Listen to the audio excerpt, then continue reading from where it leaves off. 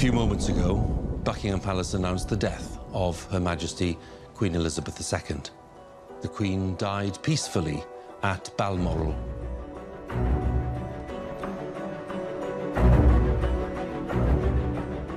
My life will, of course, change as I take up my new responsibilities.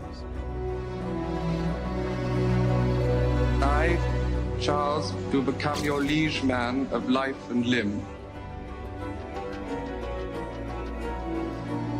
The British press often casts him as weak and a bit weird. Now, where have you all come from? Where the Australian crew? Bloody hell.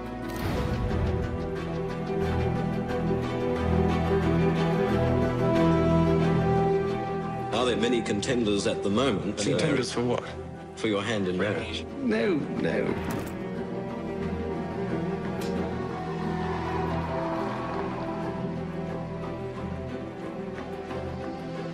Lord Mountbatten helped him by providing a secure weekend house for courting purposes.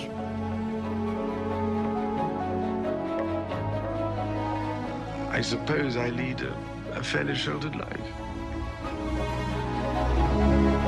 I was chucked into a pond, and I either sank or I swam.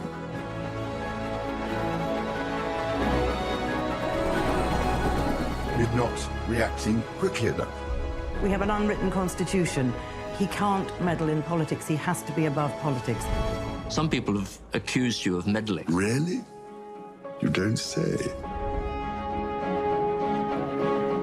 It's not so bad for me. It was much worse for the girl concerned, because she's not used to dealing with the press at all. No, please no. It's too late.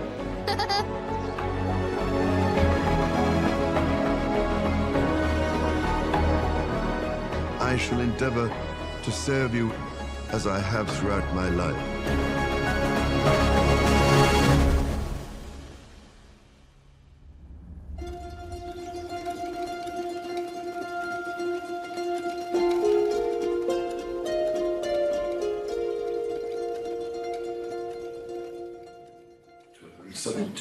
Oh, God, I hate this. No, look, it's going over the bird. Hang on. Not there, there's bloody thing. What have they doing? It's stinking.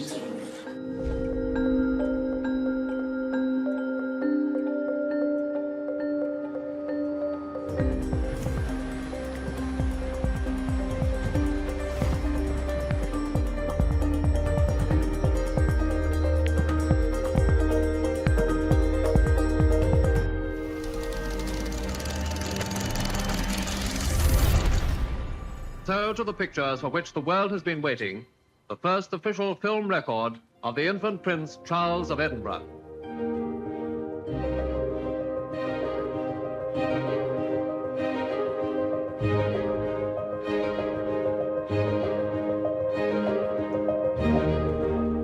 And now we're privileged to show you the very latest picture of young Prince Charming on his second birthday. They're not the same as any other family, because they're one of that very small group of families that whatever they do is news and it is subject to public scrutiny. When did you first realize, as a little boy, that you were heir to the throne and not just an ordinary chap? I didn't suddenly wake up in my pram one day and said, yippee, you know. I think it just dawns on you, slowly, that you get the idea that you have a certain duty and responsibility.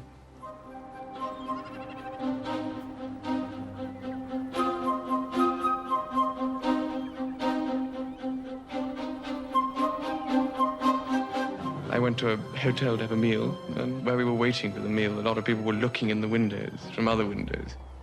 And so I thought, I can't bear this anymore. I went off somewhere else, and the only other place was the bar. Having never been into a bar before, first thing I thought of doing was having a drink, of course. It seemed the most sensible thing. And being terrified, not knowing what to do, I said the first drink that came into my head, which happened to be cherry brandy. And hardly had I taken a sip when the whole world exploded round my ears.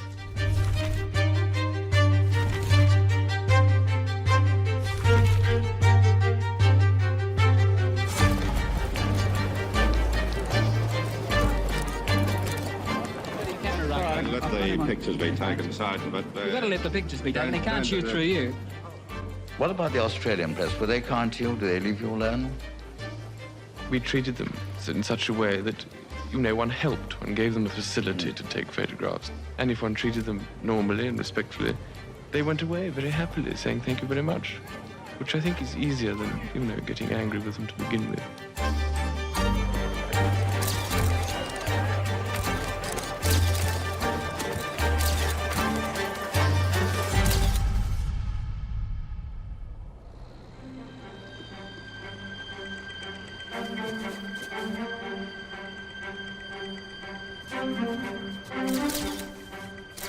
Now, where have you all come from? We're the Australian crew. Australian? What next? We're the Australian ones, sir. Bloody hell. I'm not very good at being a performing monkey. I think that I'm quite a sort of private person. I'm not prepared to just perform whenever they want me to perform. Will he pose for you? Well, he says he won't, but I know that he does. If I appear annoyed and fed up, it's because I am. We understand. In fact, we're doing a story on harassment, and we don't want to appear to be harassing you. No. No, I'm sorry. It's just, it really does, you know, there's a limit, I find, to how long one's patience can last. I always think there's a camera now. Always. That wherever you are, there's somebody hiding behind something, somewhere.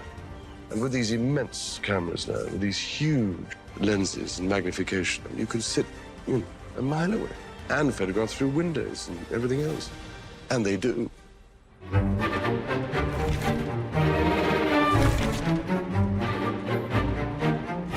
It's clearly much easier to invent all this and say that it's all come from some close friend or some member of the staff or some, you know.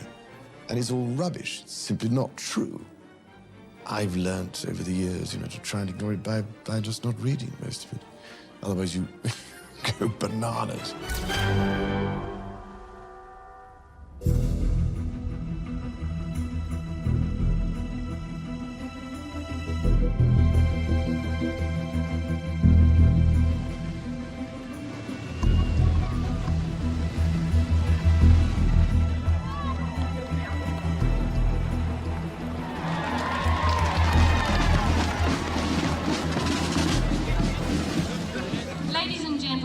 His Royal Highness, the Prince of Wales.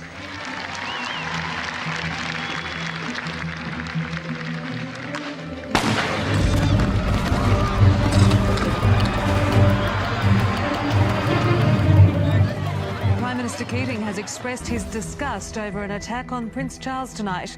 A man ran out, firing what's believed to be a starter pistol. The Prince held his ground. The gunman was dragged away, the Prince resumed his seat, and the concert continued. Great pleasure in welcoming His Royal Highness, the Prince of Wales. The reports coming back from London are that this has provided you with a new image, a very approving sort of image. Why do you listen to all this rubbish that these people say? It's not done for my image, for goodness sake. What I don't understand is you've all got to have some angle on everything all the time, instead of just treating something as part of life. I mean, if you actually do things in public, occasionally these things happen. But I do see that if you're trying to produce a rolling 24-hour news program every damn day of the week, you've got to try and think of something to make the news more exciting. You think what you would feel like if you lived under the sort of glare that they live under. It does create an awful strain.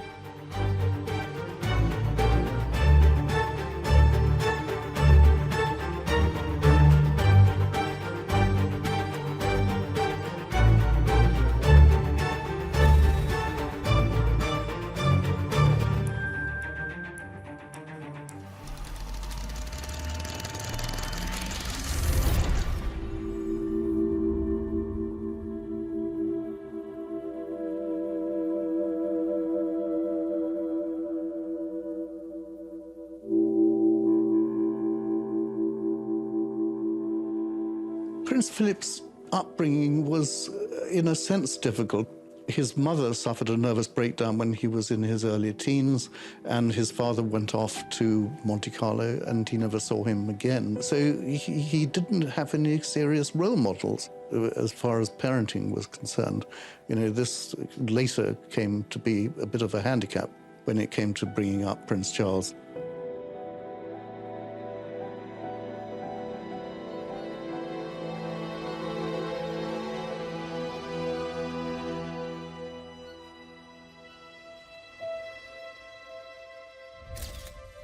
Gordonston, ghastly place. It was all about being healthy and sportive, and it was awful. I actually saw one particular incident where he was attacked playing rugby in the scrum, and scrums are rough places anyway, but I could see that they were pulling his ears and he got punched.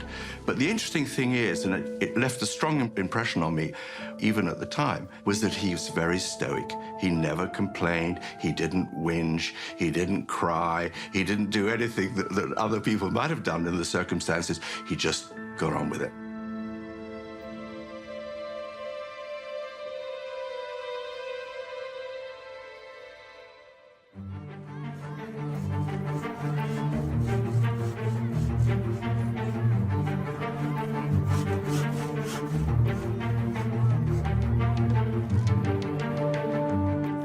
I think probably my time in Australia, funnily enough, when I went for 6 months to school there, had a profound effect on me. Because I was, I mean, it may sound silly to you, but I was chucked into a pond. And I either sank or I swam. I was determined I wasn't going to sink.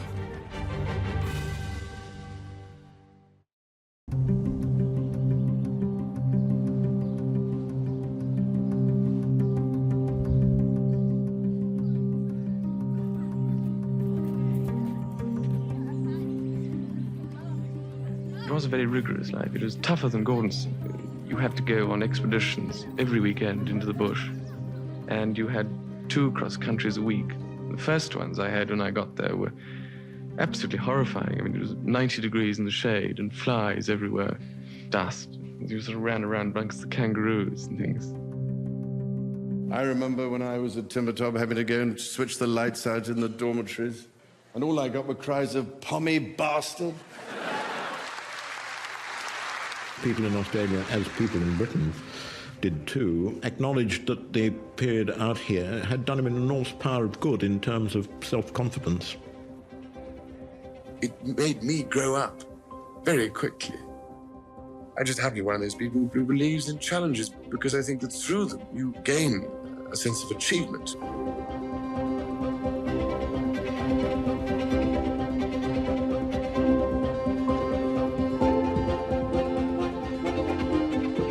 When he came back after he'd been in Australia, you know, he did remarkably well, and he ended up as head boy of Gordonston, and then he went to Cambridge. So I think in some ways, the Australian experience really helped him, and he found himself in Australia.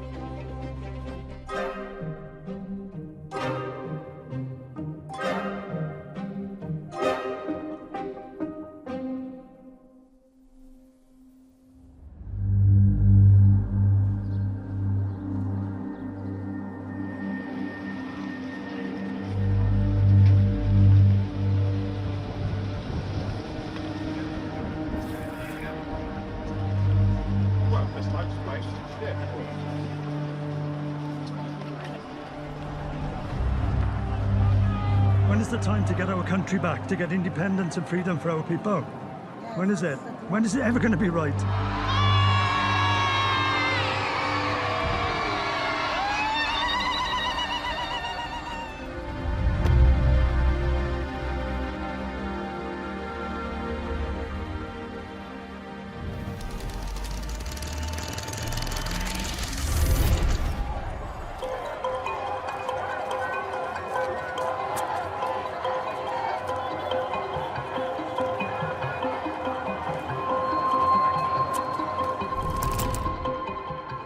It is rather anachronistic and out of place in this world, which is perhaps somewhat cynical. But I think it can mean quite a lot if one goes about it in the right way. For me, it's a way of officially dedicating one's life or part of one's life to Wales. There are those that feel very strongly the investiture of Prince Charles was an imposition on this country of an English-born prince and taking the title of Prince of Wales, which of course hadn't been held by a Welshman since the 13th century.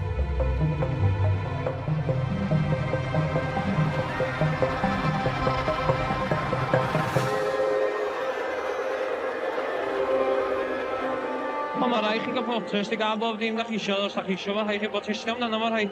Achos ydy hyn yn byd ond fas orian ar y dre yna.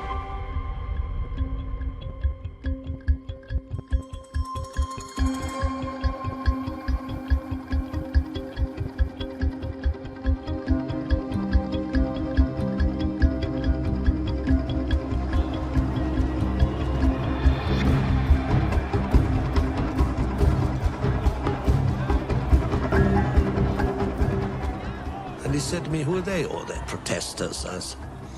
He said, I'm going to talk to them. Very unwise. I said, no, I don't think you ought to. I'm going to talk to them. So all I said was, well, I'm coming with you. You know, he showed remarkable courage. He wasn't 20 then. He wasn't 20. He crossed the road, started to chat with them. They were laughing before he left them. He's got a very great gift for disarming people. It's a marvelous gift for anyone in public life.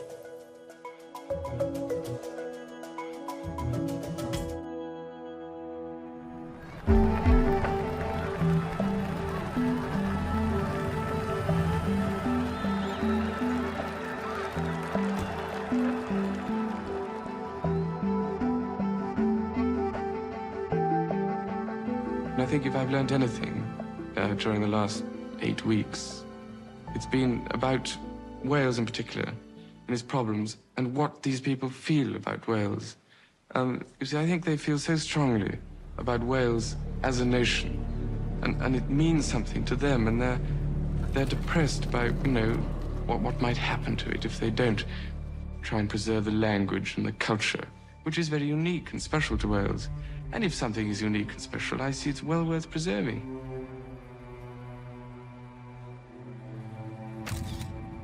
I, Charles, Prince of Wales, do become your liege man of life and limb, and of earthly worship. And faith and truth I will bear unto thee, to live and die against all manner of folks.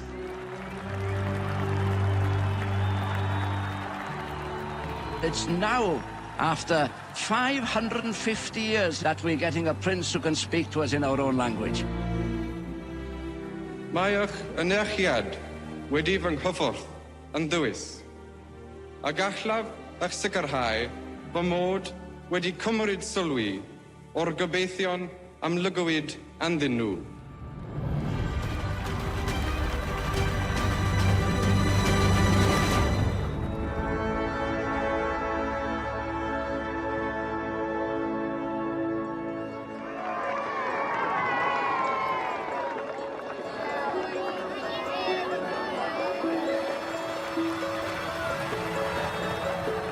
My Lord Mayor, thank you very much indeed for the very kind welcome. I apologize for keeping you all waiting.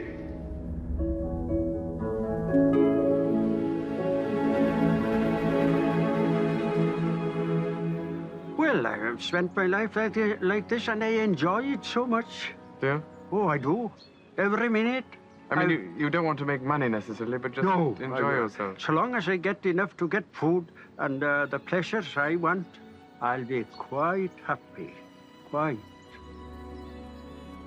Because people in the 18th century and so on used to build or plant a lot of trees, didn't they? Yes. And I mean, trees do beautify the environment. Oh, they do.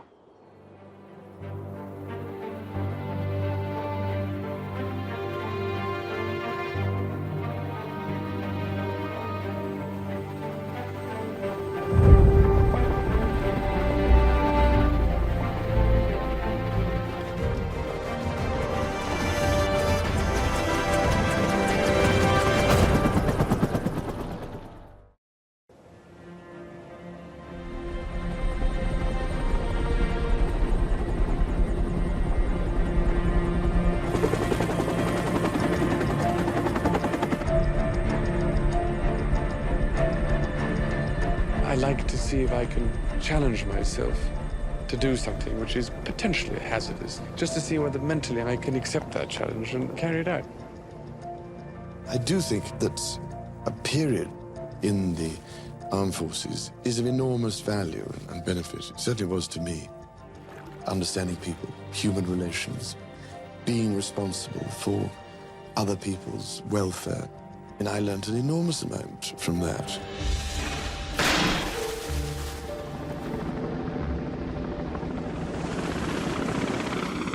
As long as he makes a good touchdown, we've got it.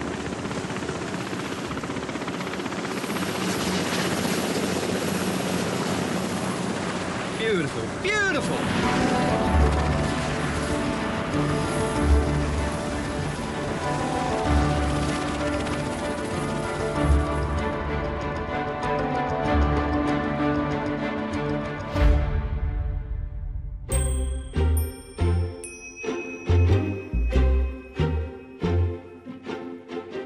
And here I am, showing just how adaptable the sports commentator can be. I love imitating and mimicking, and I enjoyed it enormously at school and university, the actual business of acting. And I mean, I enjoy making people laugh if I can. Or empty dustbins about taking the lids off and emptying them in a dust cart, you know. Ach, so trumpets. I cannot stand the trumpets. You're making a speech. It's extremely useful if you can use acting techniques. I mean, timing and double entendre and everything is enormously helpful. While in Florida recently, I read in the newspapers, it must be true,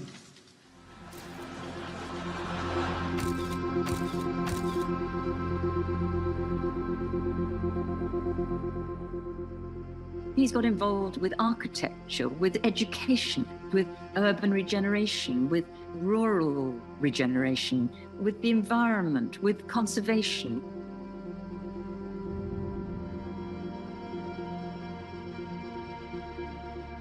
Did they make you go down potholes and things like that? Rather you than me, I couldn't.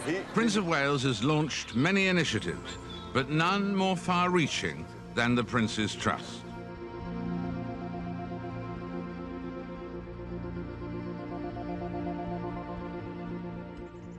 I felt the most important thing was to find a way of getting through all the red tape and the bureaucracy and reacting quickly to these people. 2 years. Are you learning something?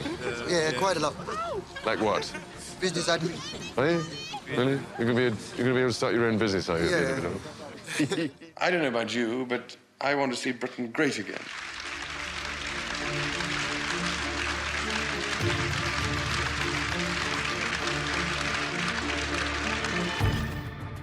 I do belong to a system of the constitutional monarchy, which does not take stands on controversial or political issues. The system would override the conscience? No, that's a very difficult question. I have to think carefully before I say something.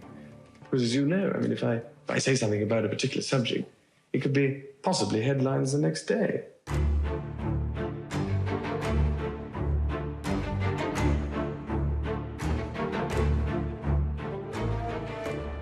You have, ladies and gentlemen, to give this much to the Luftwaffe. When it knocked down our buildings, it didn't replace them with anything more offensive than rubble. We did that. We cannot be anything less than courageous and revolutionary in our approach to tackling climate change.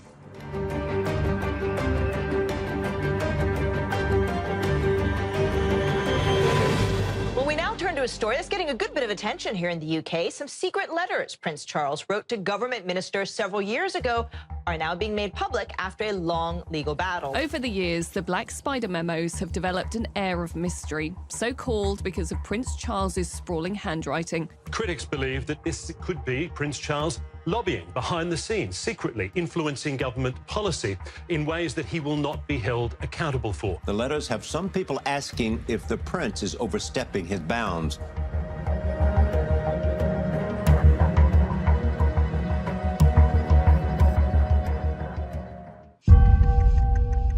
I think it's a big indication that Charles is not going to shut up when he becomes king. But we have an unwritten constitution. He can't meddle in politics. He has to be above politics. Some people have accused you of meddling. Really? You don't say.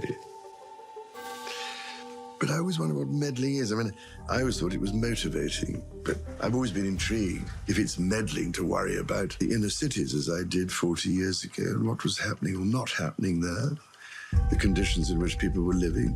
If that's meddling, I'm very proud of it.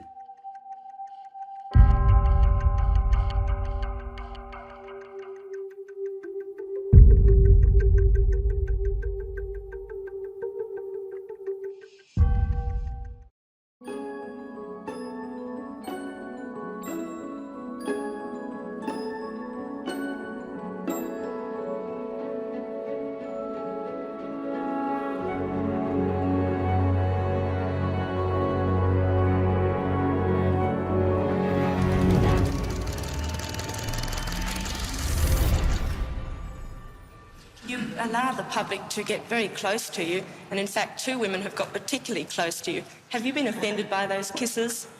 God, would you be? You know, he's marvellous, undeniably. I'd much rather he kissed me than slap my face.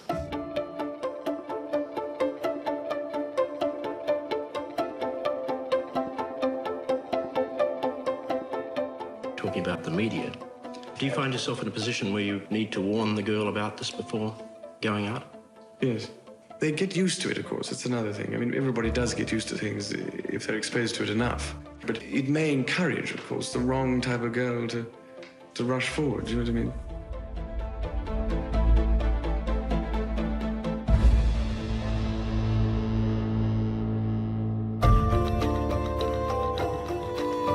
The pressure on Prince Charles to find a bride came from within him as much as anywhere, because he would realize that as the future king, he had to get married and produce heirs for the throne.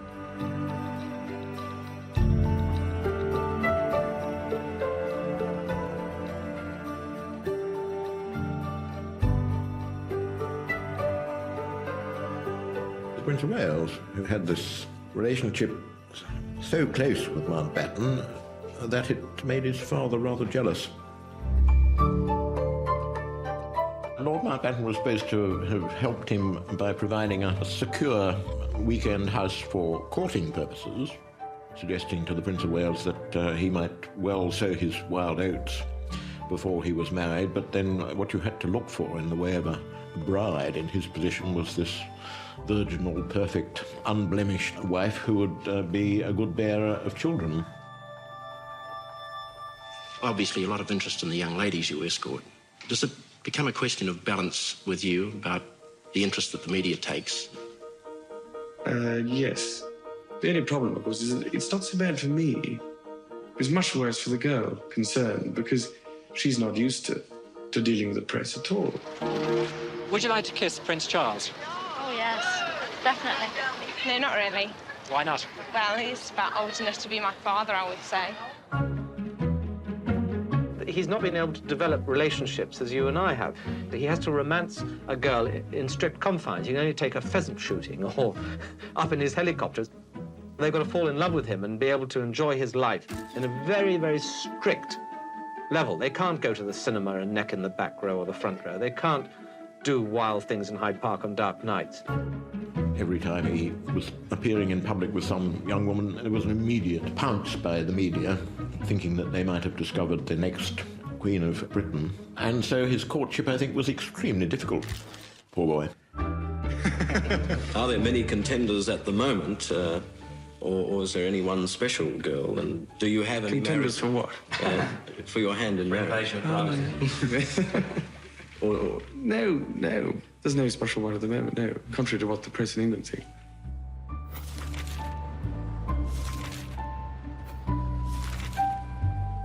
Every single girlfriend that Prince Charles started going out with was promptly examined by the newspapers in really the most prurient way to discover whether she'd had a real boyfriend, meaning a boyfriend she'd been to bed with.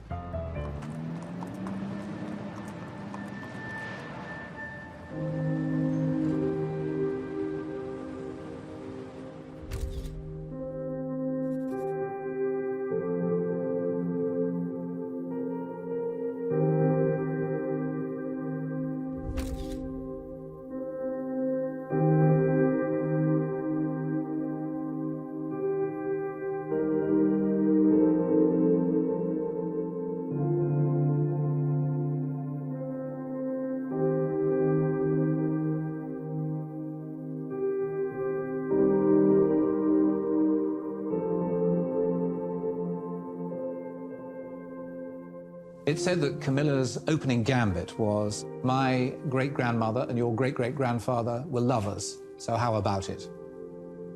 Who could resist such an invitation? Camilla was the love of Prince Charles' life. Most people would agree that, you know, they are soulmates. Poor Camilla's problem was sort of catch-22. When she met Prince Charles, she fell in love, they went to bed together, but that sort of automatically ruled her out as a future queen. We told Prince Charles, sorry, mate, you can't marry Camilla because she's been to bed with you. It sounds ridiculous, it sounds primitive, and it was.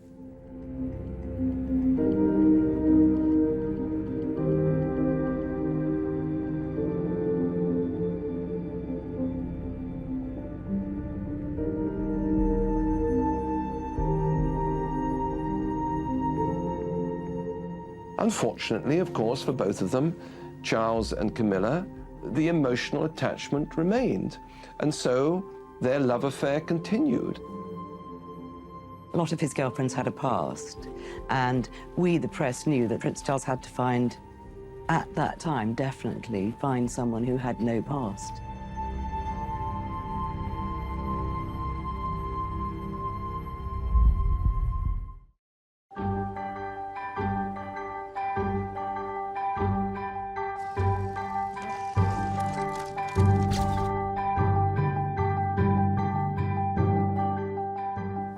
I'm amazed that she's been brave enough to take me on.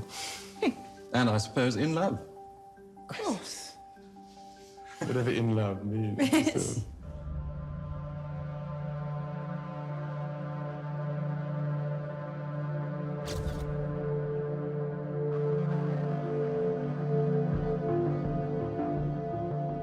And I suppose in love. Of course. Whatever in love means. Well, it You can obviously put your own means, interpretation. Obviously means two very happy people. Yes. Once again, congratulations. Well, from us, congratulations. Thank you very much. Very kind.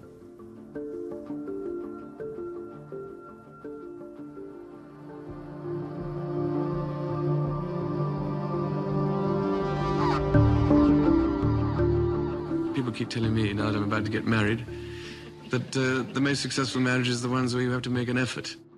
And you can't expect the whole thing to be lovely and rosy and successful unless you do work at it.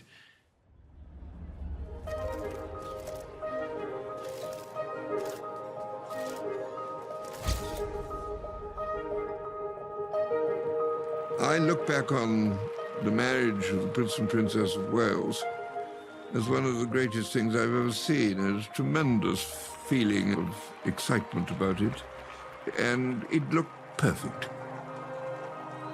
I saw no clouds on the horizon. I saw nothing but sunshine and happiness. They were, for a time, really completely a dream team. They could have gone anywhere and done anything that seemed ideal. And it's very unfortunate that it all went wrong.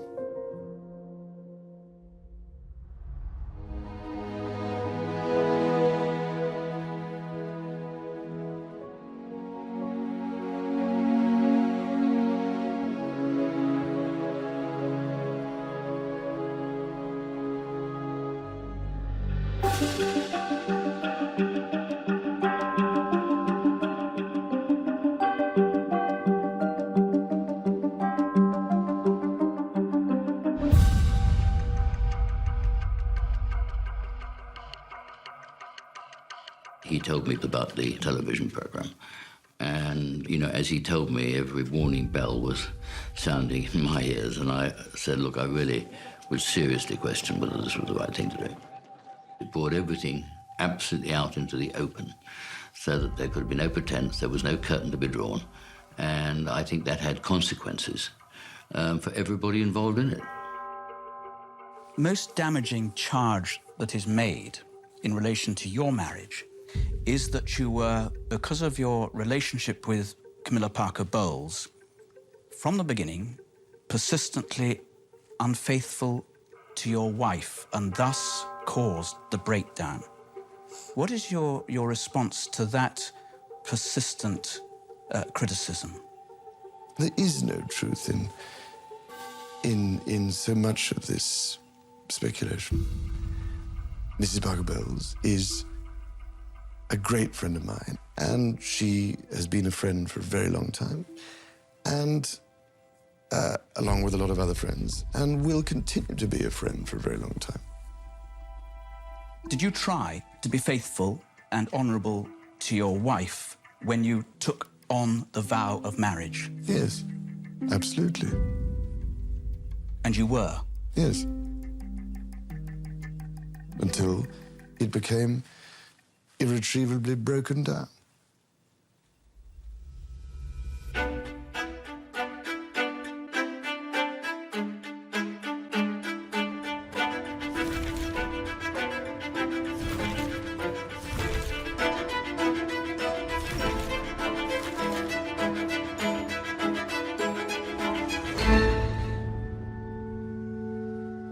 I think that by telling the truth in that very precise and narrow way that he did, lanced a large and growing boil. Just imagine what it would be like if this speculation had continued, story upon story, lie upon lie piling up. I think he got it out of the way. It was painful for everyone involved. I mean, it must have been awful for him. However, I think it was a courageous and honest thing to do.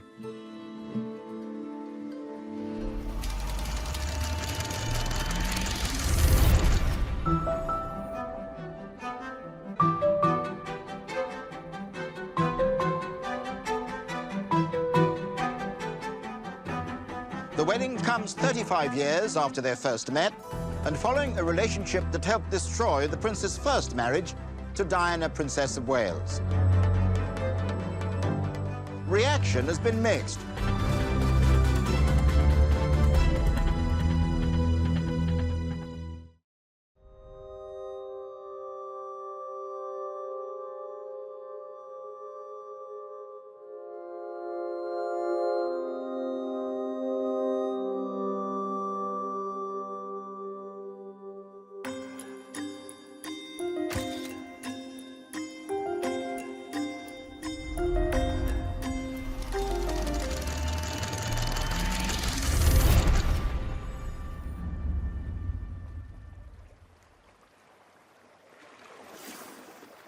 Brilliant. I'd like to think I'd be the sort of parent who will not tell my children that you ought to go there and you ought to do that. What I want to do is discuss, I hope, with my children, the pros and cons of things. What is marvelous is to see them develop and start to get good at certain things and develop interests and all that, gives me enormous pleasure and satisfaction and pride.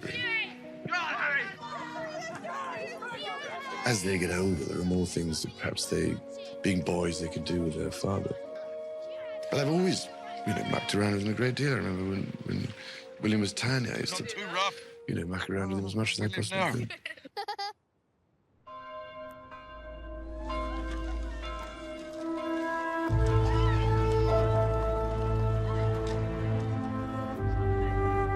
Diana saying to me once, pointedly, she said, what a good father he was. What a very dedicated man he was. How much she admired him. Around what time period was that? 6 months before she died.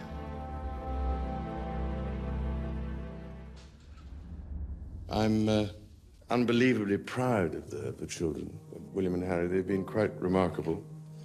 And I think they've handled an extraordinarily difficult time, as I'm sure all of you can imagine, with quite enormous courage and the greatest possible dignity.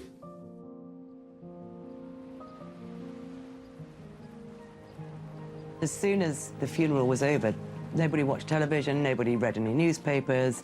They just did things with Dad, and suddenly the world could see that actually they loved their father, which they always did. But it was always this feeling that maybe he wasn't a very good father, but he always was a good father. And then he took Harry with him to South Africa, and I think that was a turning point for Charles when the press were on the plane, and they suddenly thought, here is a grieving father who It's like any other grieving father.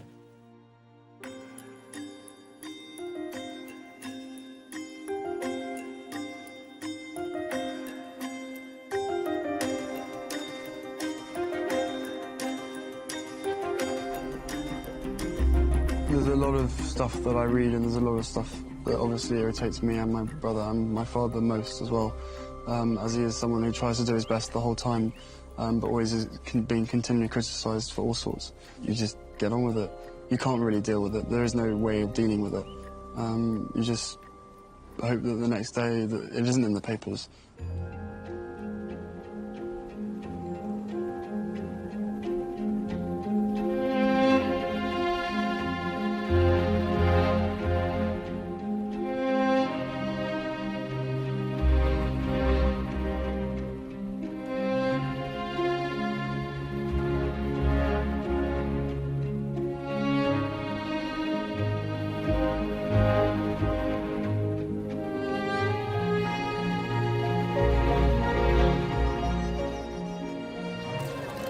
Over the years, he's always said that, you know, on becoming king, he would very much step into his mother's shoes and absolutely understand the limitations of his position as constitutional monarch.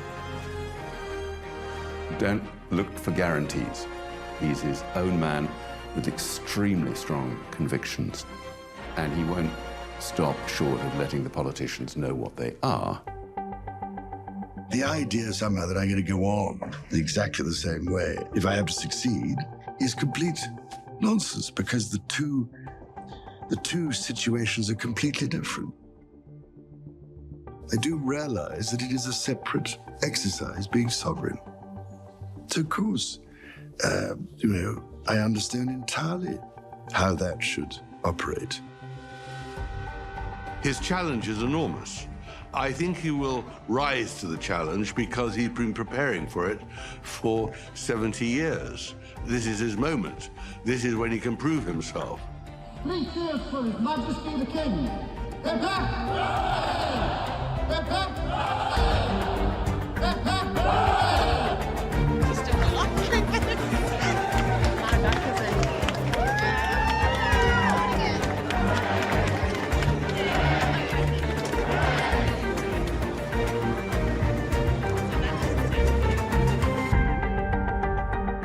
May I say what an enormous pleasure it is to see so many familiar faces gathered in this room.